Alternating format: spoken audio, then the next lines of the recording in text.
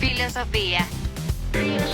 Olá pessoal, damos início à nossa aula sobre ética. Nesta imagem que nós vemos à nossa frente, temos dois grupos de torcedores. Na primeira imagem, obviamente, uma confraternização entre rivais, sabendo os limites, portanto, racionais aqui, digamos, entre torcer e a rivalidade ou a raiva, deixar a raiva tomar conta de si. Então, no primeiro quadro, temos um comportamento virtuoso. No segundo quadro, nós temos os torcedores agredindo um ao outro ali, né? Então, neste quadro, nós temos o que em ética nós chamamos de um comportamento, uma atitude viciosa. E logo abaixo nós temos uma frase de Cícero, inclusive, como curiosidade, esse termo lorem ipsum, que na verdade é usado para preenchimentos de dados em imagens ou textos que você não quer dizer nada, é tirado dessa frase de Cícero que diz que ninguém tem sofrimento por si só. Dolorem ipsum, uma dor que é por si só, né?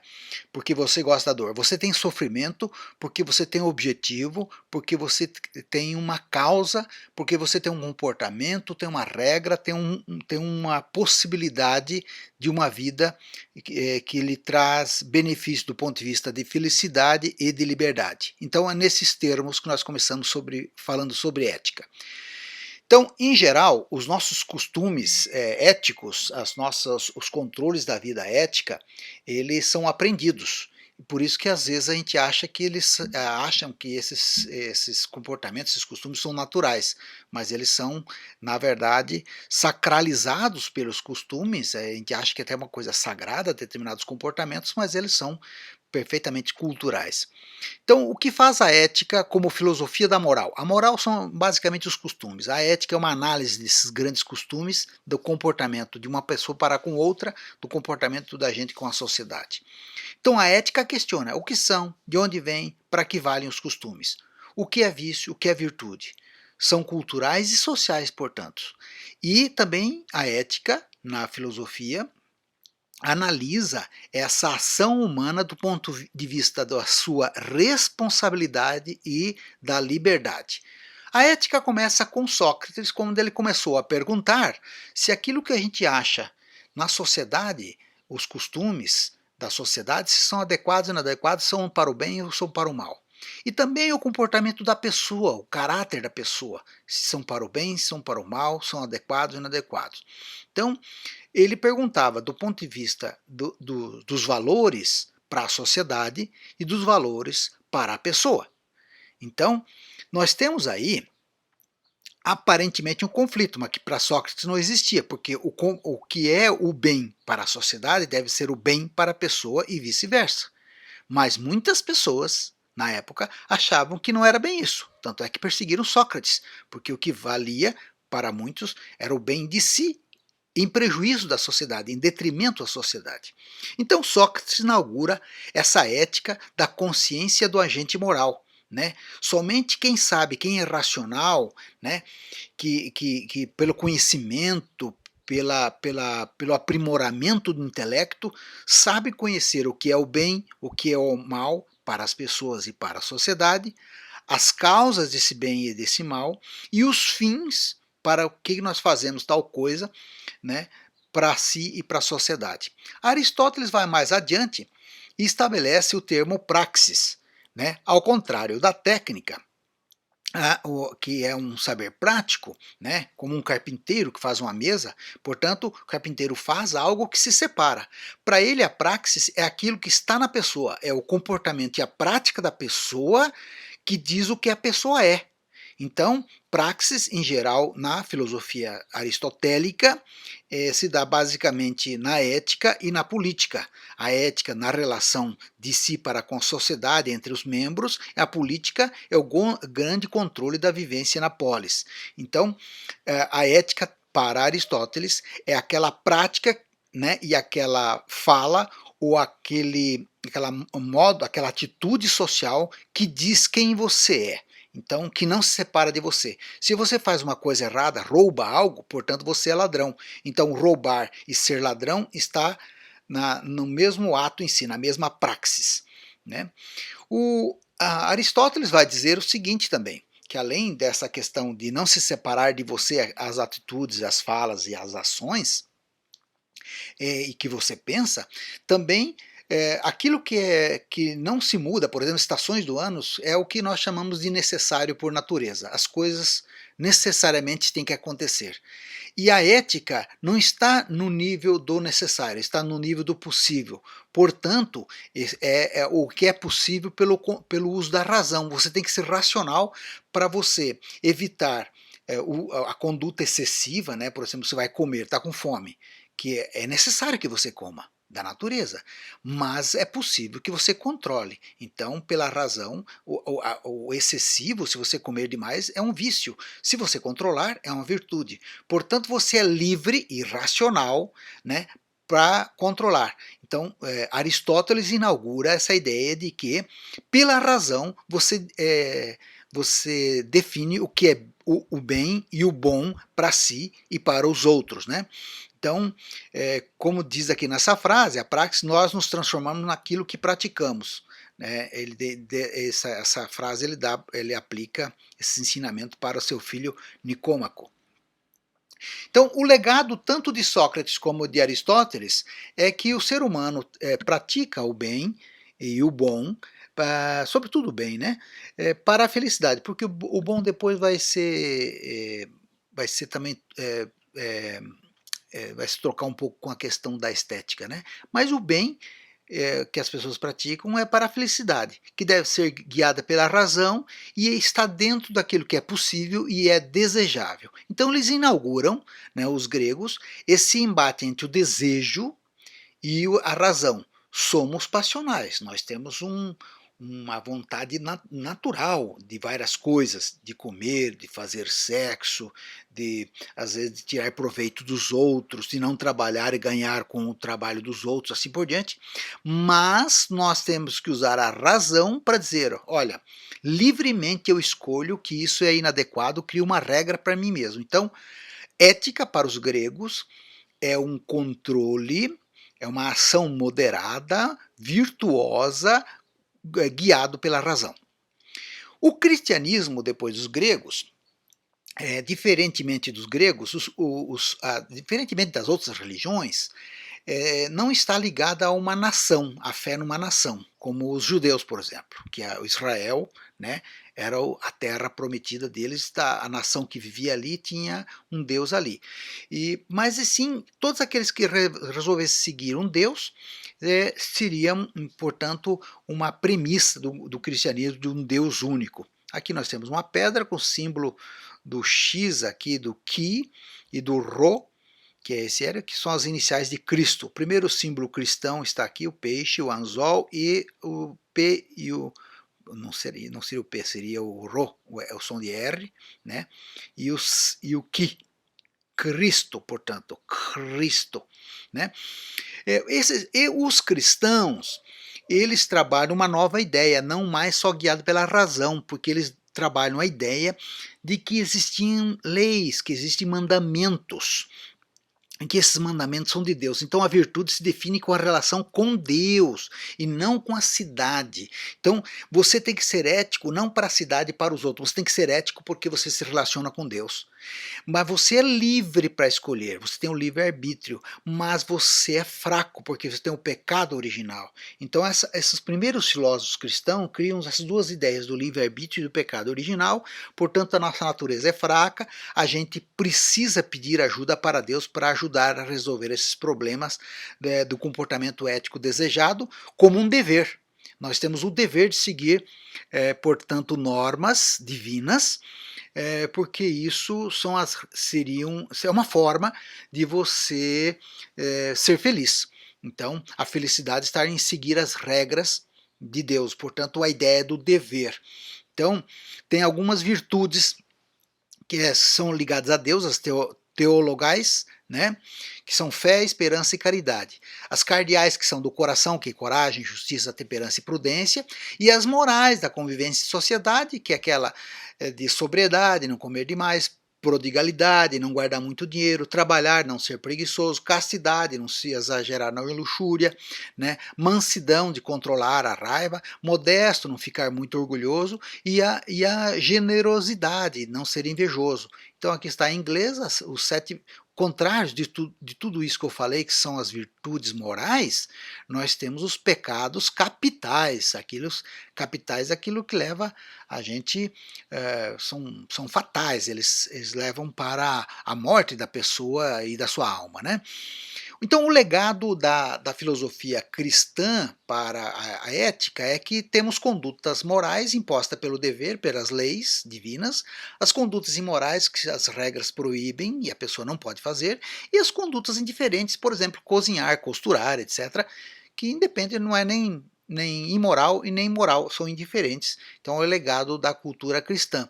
Mas nessa cultura cristã, nós temos um pequeno problema de heteronomia, né? Que é como é que eu vou resolver um problema se eu tenho uma intenção interna, porque eu posso pecar por intenção, é só pensar, porque Deus está vendo, Deus vê o visível e o invisível. Então eu posso pecar por atos, palavras e intenções. Por exemplo, eu tenho cobiça, tenho uma vontade, mas a vontade não falo para ninguém e só penso. Para os cristãos isso já é um pecado, né? Porque eu sou fraco, como a ideia do pecado original. Então, o comportamento ético é por dever da lei, da norma. Então não tem liberdade. Então, o ser não é autônomo, como diziam os gregos. Você é o possível, pela razão você escolhe. Para os cristãos você não pode escolher. Tem uma certa heteronomia, você não tem total liberdade aí, há uma dúvida sobre essa ideia dos cristãos. Bem, nós entramos na Idade Moderna, com Rousseau inaugurando aí as discussões sobre a questão do dever, então, a partir dos cristãos. Então, Rousseau diz o seguinte, que você pode ser bom, não, você vai ser bom não porque tem uma regra ou por uma recomendação, porque o seu coração é bom. Porque o ser humano nasce bondoso. A sociedade que é egoísta, que todo mundo procura tirar proveito e faz com que você seja malvado ou caia na antiética, né? na conduta não moral. Kant vai dizer o seguinte, não é que o coração da pessoa é bom, é que a pessoa é voltado para a destruição, para a sobrevivência, para os seus instintos de sobrevivência, inclusive passando por cima da sociedade. Mas eu sei que o pior pode vir contra mim, portanto eu tenho um dever racional de me controlar. Enquanto Rousseau falava que o coração era bom, né, Rousseau, Jean-Jacques Rousseau, aí Emmanuel Kant vai dizer que a razão é que tem que colocar as coisas no lugar, né? Então não existe bondade natural. Nossa natureza é egoísta, então temos o dever de sermos morais e por isso precisamos usar a razão pura, o raciocínio puro, simples, criticar o conhecimento, descobrir a verdade e colocar em prática.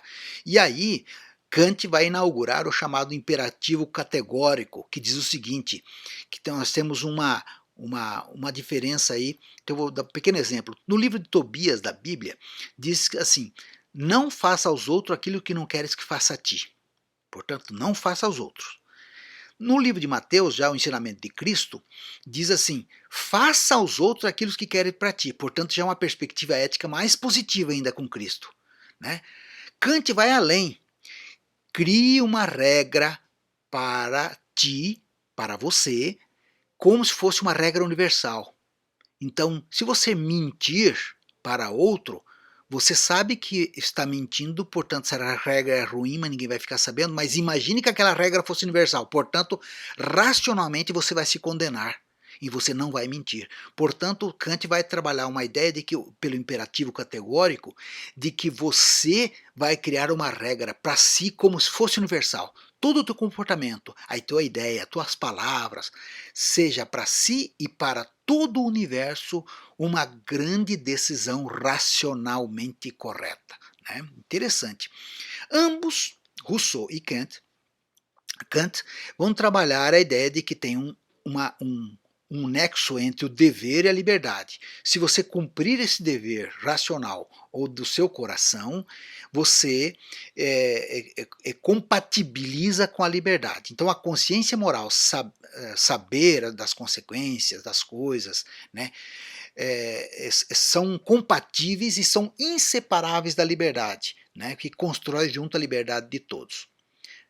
Seguindo adiante, nós temos a ética de Spinoza. Baruch Spinoza, filho de portugueses, nascido na Holanda, dizem que nós somos naturalmente passionais. Nós nos influenciamos uns pelos outros, vivemos em sociedade e tal, temos sentimentos, corpo e alma, somos passíveis.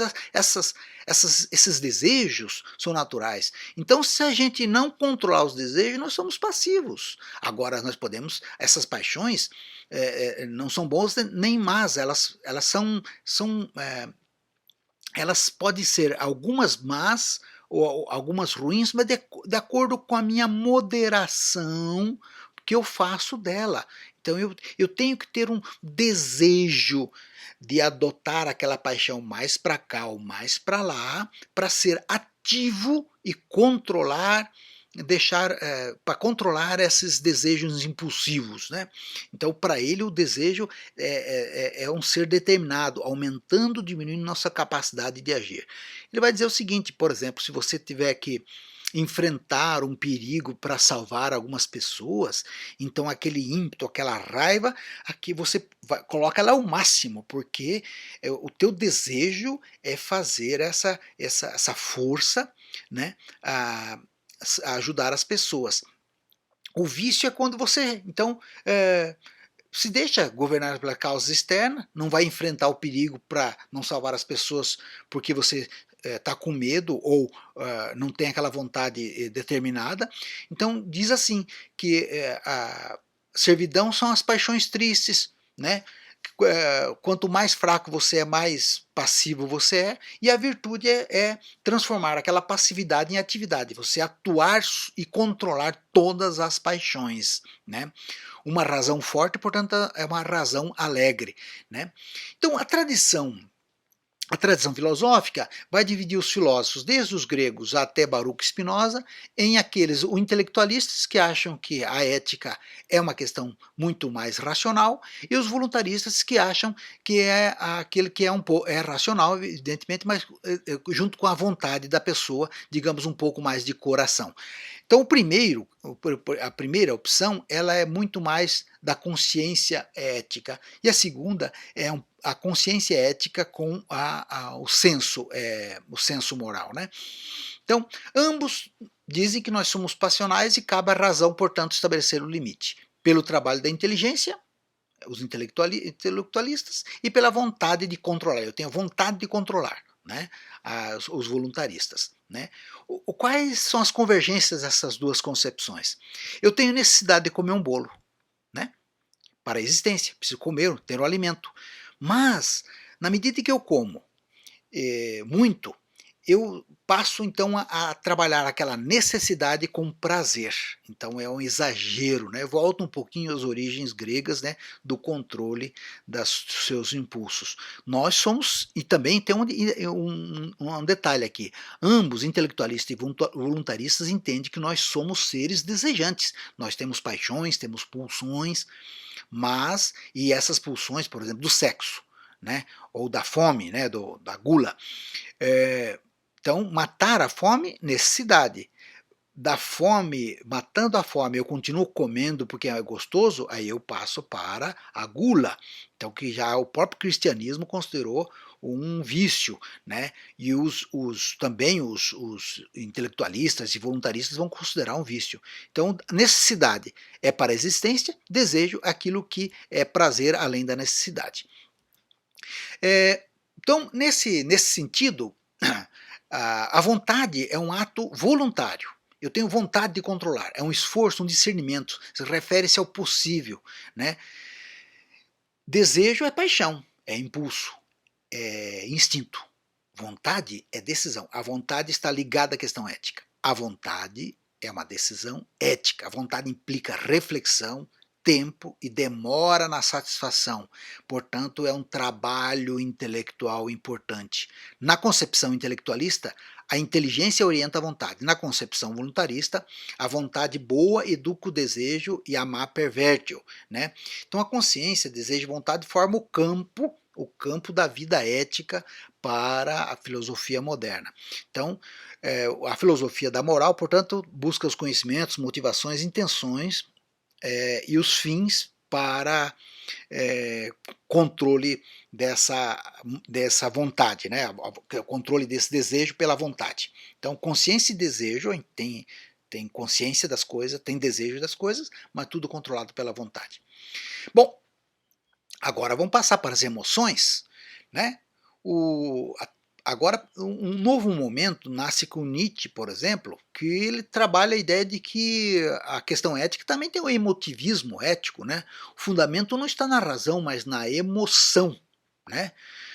Então, Rousseau, a bondade natural regula as relações entre os sujeitos. Nietzsche vai contestar isso, dizer que a bondade natural que contesta o poder da razão intervir sobre os desejos, porque a moral racionalista tem finalidade repressora. Tudo aquilo que a sociedade cria é para reprimir. E reprimir o quê? Reprimir a potência do homem, a potência do ser humano. Então, a força vital se manifesta pela saúde do corpo e da alma, né? As pessoas da sua época, tanto os marxistas como os kantianos e tudo mais, diz Nietzsche, que querem fazer um controle sobre as suas pulsões vitais que torna esse homem novo. Então ele critica, por exemplo, que Marx vai falar que não é possível ter uma ética se as condições materiais, né, da sociedade capitalista não permitem você ser ético, por mais que você tenha vontade, né? Tem uma disputa, né? E esses seguidores dizem que o imperativo categórico kantiano não pode ser seguido porque as condições dessa sociedade não permitem, porque a sociedade tem regras, impõe normas que você acaba não entendendo pela ideologia, então você não fica autônomo porque você tem que seguir as regras dos outros, né? Para você trabalhar, tem que trabalhar naquela fábrica, naquele horário, né? E a regra, a ética é estabelecida por aquelas pessoas, e como você está envolvido nessa questão da compra e venda da mercadoria, do trabalho, e o teu trabalho virou mercadoria, e você não tem o controle sobre isso, não necessariamente a sociedade não é ética. Então, para a sociedade ser ética, tem que mudar a sociedade. A ética só vai existir se houver transformação social. Então, para Marx, a ética é uma questão fundamental de transformação de toda a sociedade. Com Sigmund Freud também nós vamos ter uma nova perspectiva da questão ética, porque há uma dúvida sobre se o id, o instinto, digamos assim, que são as pulsões, as paixões, ele faz de tudo para ludibriar a consciência e aparecer em comportamentos que a consciência desconhece. Então, às vezes, e o superego tem a repressão. Se deixar demais, a sociedade reprime. No caso do id. Se o id aparece, a sociedade reprime. Se o superego domina o mundo psíquico, daí eu sofro muito, que eu não faço nada, né? Eu não posso comer nenhuma fatia a mais de bolo de vez em quando, porque tudo é reprimido. Então há uma batalha, um sofrimento. Então Sigmund Freud vai falar na questão ética que eu tenho que trabalhar o autoconhecimento, a terapia, falar comigo mesmo, falar com os outros, me conhecer, a minha vida pregressa, fazer uma análise de toda a minha vida e moderar entre aqueles desejos e pulsões que o id manda, entre aquela repressão do superego e fazer essa harmonização tanto quanto possível. Então, para a psicanálise, para Sigmund Freud, a ética é uma fonte de sofrimento, a sociedade que reprime desejo, né? E às vezes tem doenças como a transgressão violenta, a pessoa se torna violência, ou uma resignação neurótica que eu faço sofrimento para mim. Se o id aparece, eu transgrido. Se o superego aparece, eu fico resignado. Então a psicanálise propõe essa harmonização entre o id, o que eu quero, superego não pode, e o ego pode aqui, mas não pode ali. Então o controle é essa harmonia.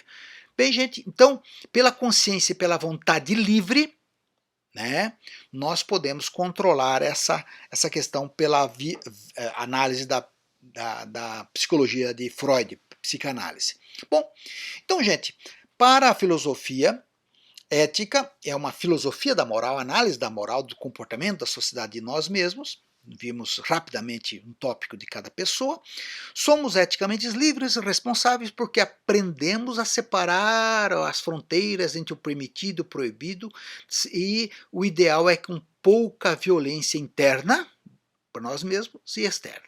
Tá bem, gente? Então, isso é ética, a nossa filosofia da moral. Muito obrigado e até a próxima.